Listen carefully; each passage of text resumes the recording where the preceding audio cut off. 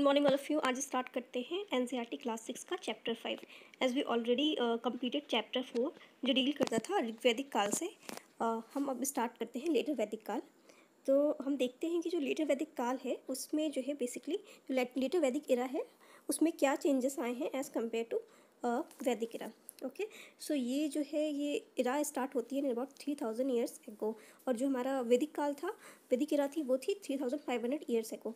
So basically यहाँ पे जो आपके जो राजा हैं उनको, जो राजा हैं वो, और एक है जन मतलब जनता के राजा, ठीक है। तो ये बेसिकली डिफर कैसे हुए हैं यहाँ पे, जो राजा रिकॉग्नाइज कैसे किए जाते थे यहाँ पे, वो जो परफॉर्म करते थे सेक्रीफाइसेस, उसके बेसिस पे इन्हें राजा डिक्लेयर किया जाता था यहाँ पे। और जो सेक्रीफाइसेस थी उसका नाम क्या था, उसका नाम था अश्वमेध, इसको बोलते थे अश्वमेध यज्ञ। सो जो बेसिकली हॉर्स का सेक्रीफाइस होता था, ये इसमें एक रिचुअल मानी जाती थी कि एक हॉर्स होता था जिसको वॉन्डरिंग के लिए, यानी उसको फ्रीली उसको मूव करने के लिए छोड़ दिया जाता था। तो वो जिस भी पेरिफेरी पे जाके रुकता था वो उस राजा की मानी जाती थी। अगर वो पेरिफेरी अगर किसी और किंगडम की होती थी और उसने अगर उसको रोक लिया तो उसको आइदर उससे वॉर फाइट करनी पड़ेगी, और अगर इसने नहीं रोका डैट मीन्स कि वो राजा जो अदर टेरिटरी का था उसने इसके सामने सरेंडर कर दिया। डैट मीन्स कि अब जो जिसका ये हॉर्स है जिस राजा का, तो वो उस पेरिफेरी या टेरिटरी का मालिक हुआ। तो आफ्टर दिस एक परफॉर्म की जाती थी सेक्रीफाइस, जिसमें जो लूजिंग कैंडिडेट है जो राजा, वो भी आता था और उसमें पार्टिसिपेट करता था, और प्राइस भी आते थे जो कि बेसिकली यहाँ पे रिचुअल्स परफॉर्म करते थे, और साथ में यहाँ पे जो बाकी प्रजा थी या जन थे वो परफॉर्म करते थे, क्या वो आते थे इनको रिवॉर्ड देने के लिए एज अ गिफ्ट। इसके साथ इनके जो फैमिली मेम्बर्स हैं राजा के, वो भी थोड़े थोड़े माइनर जो है वो रिचुअल्स जो है वो परफॉर्म करते थे। और ये राजा जो है यहाँ पे एक सेंट्रल फिगर की तरह है जो रिचुअल्स में आता था। इसको स्पेशल सीट दी जाती थी, इवन थ्रोन भी दी जाती थी, और ये वोट करता था टाइगर स्क्रीन को।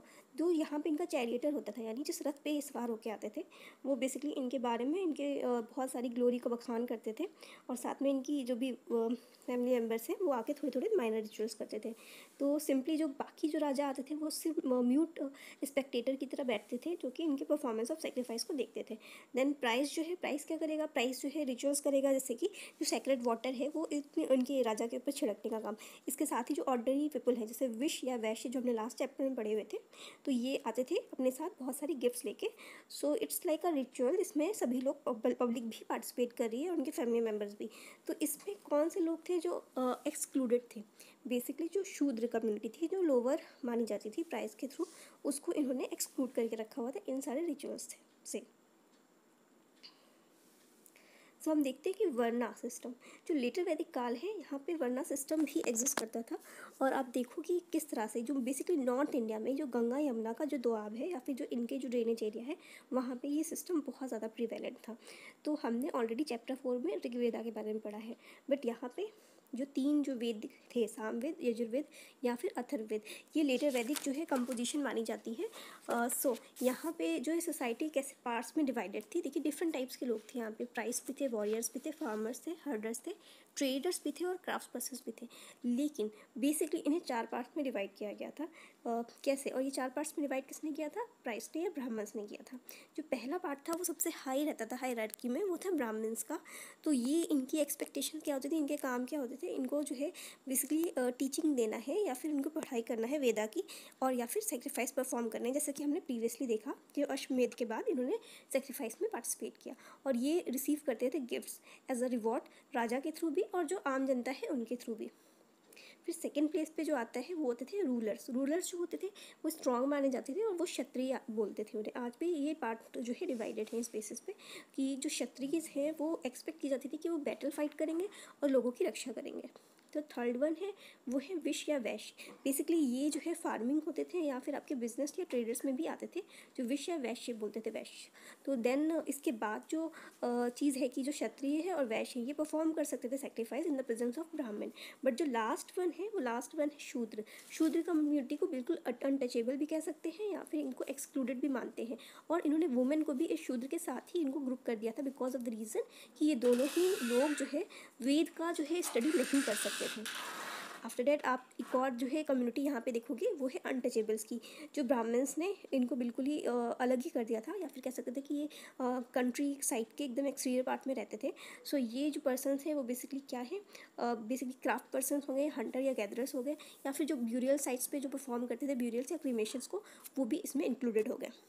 सो बेसिकली जो कंसेप्ट था पॉल्यूशन का, इनके जो कांटेक्ट में लोग आएंगे वो पॉल्यूट हो जाएंगे, ये कंसेप्ट ट्राइब्स के थ्रू बोला जाता था। ये जो ब्राह्मण्स के थ्रू इनका एक कंसेप्ट था। तो ऐसा नहीं था कि जो कंसेप्ट जो वर्ना सिस्टम का है ये सभी लोग वहाँ पे एक्सेप्ट करते थे।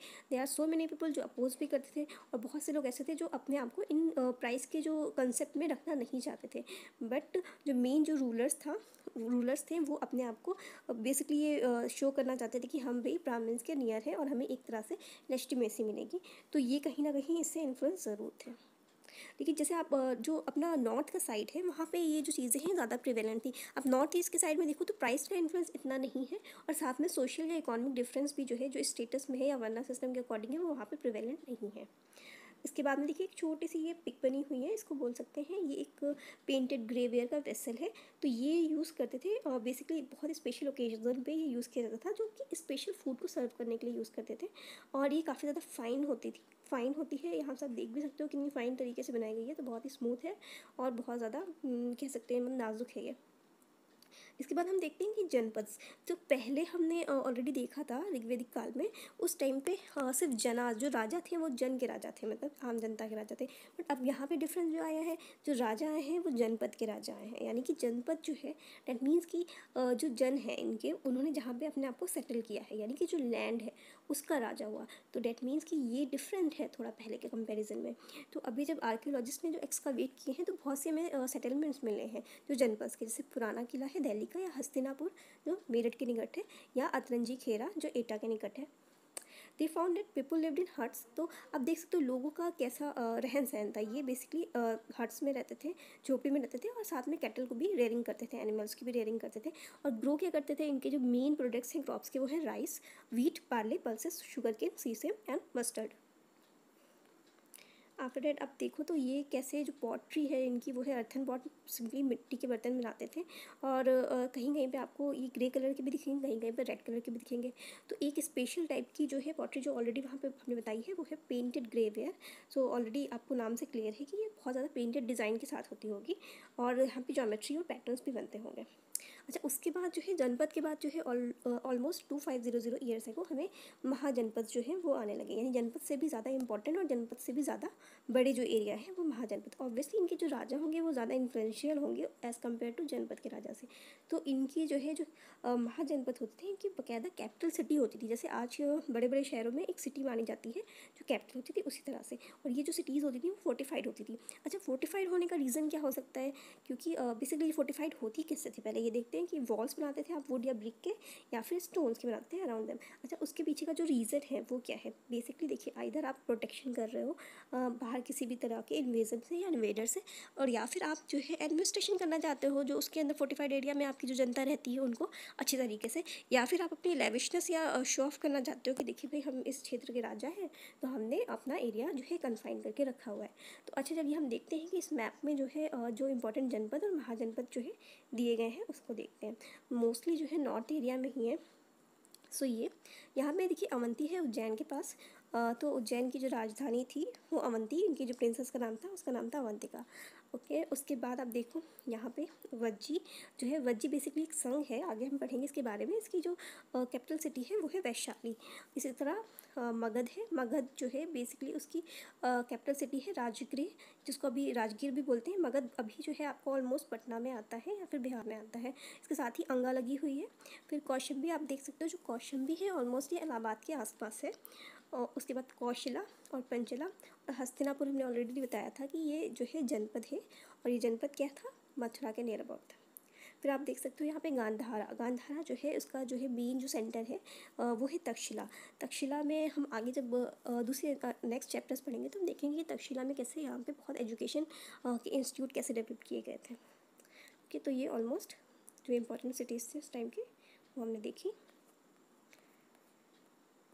तो ऑलरेडी मैंने डिस्कस किया है कि फोर्ट्स क्यों डेवलप किए गए थे, क्योंकि बहुत ज़्यादा पावरफुल या जो रिच थे वहाँ का कि रूलर्स उनको शो करने के लिए, और दूसरा था कि जो लोग थे वहाँ पे उनको फोर्टिफाइड एरिया में कंट्रोल किया जाना इजी था, तो उन्होंने यहाँ पे बनाए थे।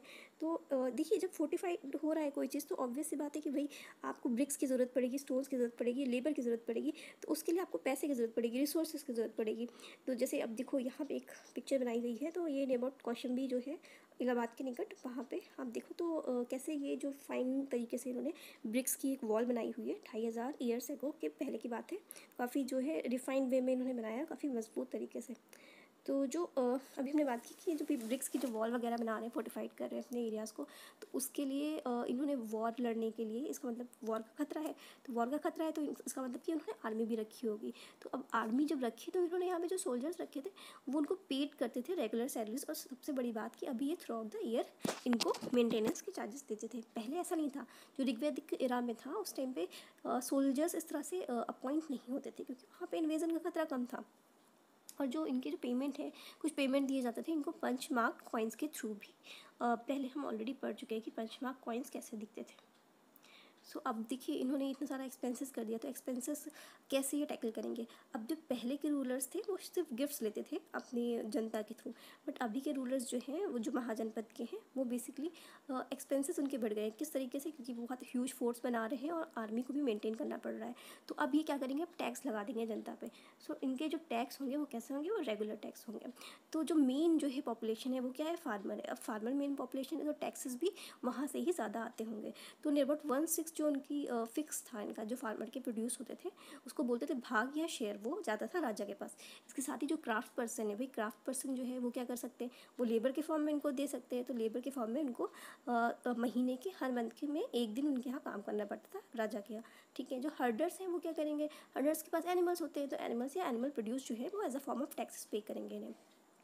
आफ्टर डेट आप देखो कि जो गुड्स का ट्रांसपोर्ट हो रहा है, जो बॉट या सोल्ड हो रही है, उनको भी टैक्सेस पे करना पड़ेगा आज की तरह ही जैसे जीएसटी पे करते हैं। उसके बाद जो फॉरेस्ट एरिया में आप रह रहे हो उसके भी आपको फॉरेस्ट प्रोड्यूस ला के राजा को देना पड़ेगा, हंड्रेड्स ऑफ गैदरर्स को। अच्छा हम देखते हैं यहाँ पे जो एग्रीकल्चर है भाई, 1/6 पार्ट आप ले रहे हो तो इसका मतलब कि फार्मिंग में जो एग्रीकल्चर का प्रोड्यूस हो रहा है वो ज़्यादा हो रहा है। ठीक है, अब ज़्यादा कैसे हो सकता है, या फिर उन्होंने अपनी टेक्नोलॉजी चेंज की होगी। तो यहाँ पे अभी इन्होंने वुड की जो प्लफ था उसकी जगह पे इन्होंने आयरन का प्लफ यूज़ करना स्टार्ट कर दिया। अब जो आयरन का प्लफ है उसकी वजह से जो प्लांटिंग है, जो एग्रीकल्चर है वो बहुत ज़्यादा बढ़ा इनका, क्योंकि सॉइल आपको बहुत बेटर तरीके से आप उसको हैवी या क्ले सॉइल पर यूज़ कर सकते हो। अच्छा ये एक रीज़न हो गया। अब सेकेंड रीज़न क्या हो गया कि पहले जैसे पैडी को ट्रांसप्लांट नहीं करते थे लोग, पहले क्या करते थे, स्कैटर करते थे सीड्स को ग्राउंड पे। तो अब जो है जो वेस्टेज होता था उस टाइम पे तो वो नहीं होता था। अब जो प्रोबेबिलिटी है कि प्रोडक्शन का बढ़ने का वो बढ़ गई, क्योंकि अभी इन्होंने ट्रांसप्लांटिंग सीख ली कि पैडी की कैसे करते हैं। लेकिन ये काफ़ी ज़्यादा जो पैडी का कल्टीवेशन है वो बहुत ज़्यादा टफ है। तो उसके लिए इन्होंने बेसिकली दास या दासीस को लगाया, या फिर जो लैंडलेस एग्रीकल्चर लेबर थे उनको क्या बोलते थे, कामाकारस, कमकारस। अब हम देखते हैं कि जो महाजनपद हमने पढ़े हैं उनके बारे में कुछ इन्फॉर्मेशन कलेक्ट करते हैं। तो जो मगध है, मगध बेसिकली कहाँ पे है, बेसिकली आप देखो ऑलमोस्ट ही बिहार के आसपास है। तो देखो अभी गंगा या सोन जो है यहाँ से फ्लो करती है, तो जब ये रिवर फ्लो कर रही है तो क्या चीज़ें एक्स्ट्रा हो जाएंगी इनके पास। एक तो इनके पास ट्रांसपोर्ट काफ़ी अच्छा हो जाएगा, दूसरा इनको through out the year water supplies होगी। और वाटर सप्लाई है यानी कि अगर रिवर का वाटर फ्लो हो रहा है तो इसका मतलब काफ़ी फर्टाइल इनके पास लैंड होगी। तो दैट मीन्स कि इनका बहुत सारा पार्ट जो होगा फॉरेस्टेड भी होगा, और फॉरेस्ट होंगे तो एलिफेंट होंगे। तो एलिफेंट है तो ये कैप्चर भी कर सकते हैं, उनको ट्रेन भी कर सकते हैं आर्मी के यूज़ के लिए। इसके साथ साथ फॉरेस्ट हैं तो फॉरेस्ट में वुड भी होगी, तो वुड का यूज़ कर सकते हैं किस चीज़ के लिए, वुड का यूज़ कर सकते हैं हाउस बनाने के लिए। सो और यहाँ पे बहुत सारे आयरन ओर्स भी हैं, तो आयरन की जो माइंस है वो भी यूज़ है, तो वो अपना टूल्स या वेपन्स बनाने के लिए कर सकते हैं। तो सारी फेवरेबल कंडीशन है कि इनके पास बहुत अच्छी आर्मी होगी और जो रूलर होगा वो बहुत ज़्यादा स्ट्रॉन्ग होगा इन सारी चीज़ों की वजह से, क्योंकि जब फार्मिंग प्रोड्यूस ज़्यादा हो रहे हैं तो नॉर्मल सी बात है इनके पास टैक्सेस भी ज़्यादा होंगे। तो इसीलिए मगध में बहुत ही पावरफुल रूलर हुए हैं, एक बिम्बिसार और दूसरा है अजात शत्रु, राइट। तो ये सारी चीज़ें इन्होंने जो अजात शत्रु है वो बेसिकली उनका बहुत ही महत्वाकांक्षा थी कि बाकी जो एरियाज़ हैं उनको भी, बाकी जो जनपद है उनको भी कंक्यूर किया जाए। इसके अलावा एक और रूलर है महापद्मानंदा, वो बहुत इंपॉर्टेंट रूलर है।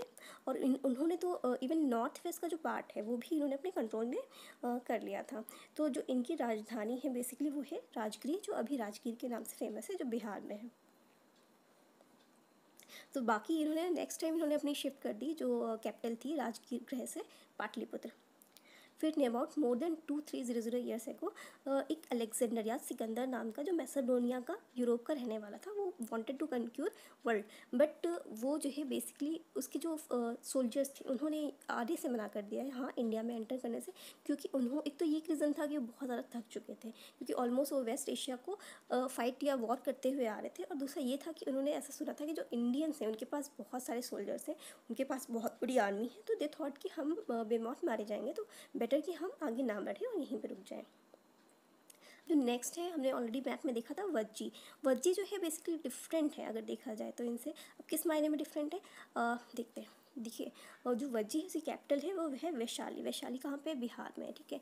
तो वज्जी की जो गवर्नमेंट है वो डिफरेंट है, वो बेसिकली गन या शंख भी बोलते हैं उसको। गन या शंख क्या होता है? देखिए, गन जो होता है उसका मतलब होता है लिटरल मीनिंग कि बहुत सारे मेंबर्स का एक ग्रुप है, और संघ का मतलब क्या होता है? संघ का मतलब होता है एक ऑर्गेनाइजेशन या एक एसोसिएशन, जो भी आज भी हिंदी में संघ को यही बोलते हैं। तो इसका मतलब यहाँ पे जो राजा है वो एक सिंगल राजा नहीं है, बल्कि यहाँ पे एक असेंबली चल रही है, ठीक है। और जो रिचुअल्स हैं वो सारे राजा मिलके परफॉर्म करते हैं, और जो डिसीजंस भी होते हैं वो सभी लोग मिलके लेते हैं on the basis of discussion या डिबेट। तो ये जो चीज़ें हैं, देखिए, जो पब्लिक एसोसिएशंस होती हैं उसके थ्रू यहाँ पे डिस्कशन किया जाता है चीज़ों को, वही पॉलिसी यहाँ पे इम्प्लीमेंट की जाती है। देखिए, दोनों जो है महावीर जैन और हमारे यहाँ जो गौतम बुद्ध हैं, दोनों ही बेसिकली जो है वो ये जन या संघ से बिलोंग करते थे। सो अभी हम देखते हैं यहाँ मेन बहुत ज़्यादा डेमोक्रेसी है, बट फिर भी जो दास है या वुमेन है या कामाकार है उनको पार्टिसिपेट नहीं करने दिया जाता है असेंबलीज़ में। अच्छा, जो संघ है उनका कैसा डिस्क्रिप्शन है ये हम देख सकते हैं बुद्धिस्ट बुक में। जो एक दिग निकाय करके एक बुद्धिस्ट की बुक है वो हम देख सकते हैं, उसमें उन्होंने काफ़ी ज़्यादा डिस्क्राइब किया हुआ है कि क्या क्या पॉलिसीज़ अपनानी चाहिए संघ को। एक एक एक तरह से एक्सपर्ट की तरह यहाँ पे हम देख सकते हैं, ठीक है। तो नेबर 2300 ईयर्स एगो जो एक बुक है इनकी वज्जी का अकाउंट दिया गया है वज्जीज़ का, कि दिग निकाय नाम है उस बुक का।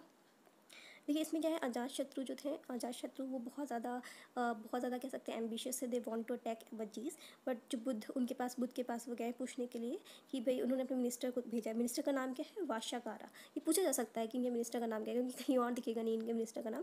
तो इनके मिनिस्टर का नाम है वत्साकारा। वत्साकारा को भेजा बुद्ध जी के पास कि भाई हमें एडवाइस दीजिए कि हम वज्जी पे अटैक करना चाहते हैं। तो बुद्ध ने उनसे पूछा कि हम तुमसे कुछ क्वेश्चन पूछते हैं, अगर उनका अफर्मेटिव आंसर है देन यू विल कंटिन्यू, अगर नहीं तो फिर आप मत करिए। उन्होंने पूछा कि जो वज्जीज़ हैं वो बेसिकली अपना जो है जो पब्लिक असेंबलीज है उनको परफॉर्म कर रहे हैं कि नहीं। तो उन्होंने बोला यस, वो करते हैं अच्छे से। तो बोलते हैं ये भाई आराम से मिलते जुलते हैं आपस में है कि नहीं, और इस्टेब्लिश रूल्स को फॉलो करते हैं कि नहीं। तो बोलते हैं हाँ वो करते हैं। फिर उन्होंने बोला कि भाई जो एल्डर्स हैं उनको रेस्पेक्ट करते हैं कि नहीं, या वुमेन है जो है उनको फोर्सफुली कहीं कैप्चर तो नहीं करते। तो उन्होंने बोला ऐसी कोई बात नहीं है, वो फॉलो कर रहे हैं सारे नॉर्म्स।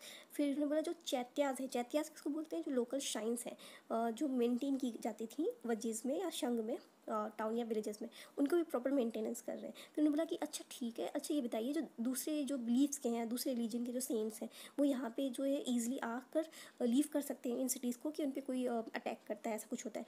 तो उनका जो मिनिस्टर था वाशाकारा, उसने बोला नहीं ऐसी कोई बात नहीं है, they are following all the rules.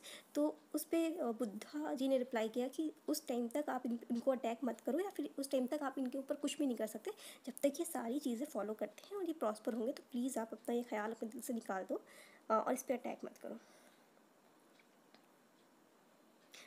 देखिए, इसमें दिखा हुआ है कि राजा जो थे बहुत सारे पावरफुल किंगडम्स के, उनको ट्राई किया कि इसको कंक्यूर किया जा सके, बट ये पॉसिबल नहीं हो सका टिल 1500 ईयर्स एगो तक।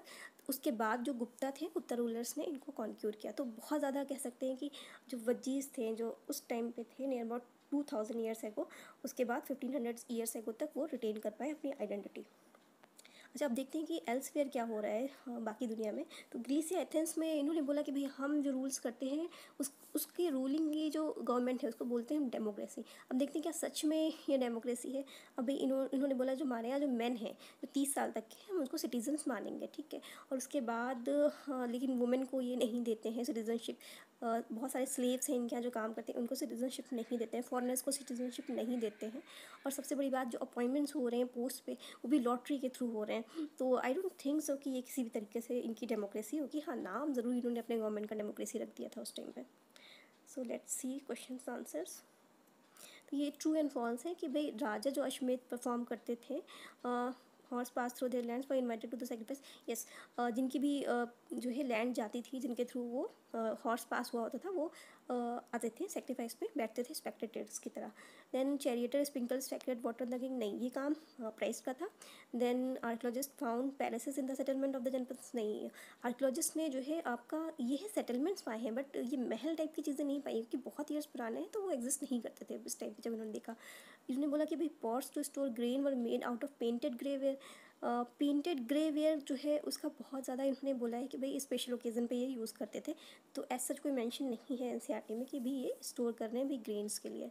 फिर देन ये बोलते हैं कि many cities in Mahajanapada were fortified, yes exactly जो कैपिटल सिटीज़ थे इनको वो फोर्टिफाइड करके रखते थे बहुत सी चीज़ों की वजह से।